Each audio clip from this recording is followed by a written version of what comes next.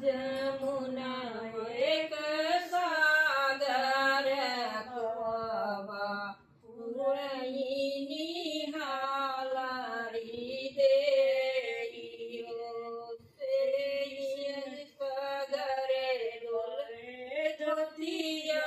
पछारई ज्योतिया पछारऊ चारऊ भीतरा से निसरी है बेटी हो कामन रे धाई सगरवा पे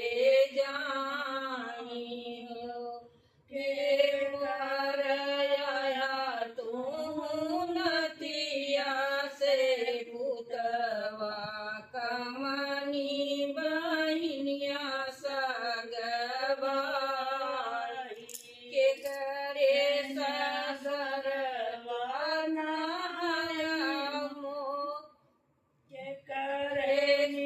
सगरे नहाया तू आया धोतिया पछारा चारियू घाट राजा दशरथ जी के नतिया से पुतवा बहिनिया भाई हो ससुर के सगरे माया माया धोतिया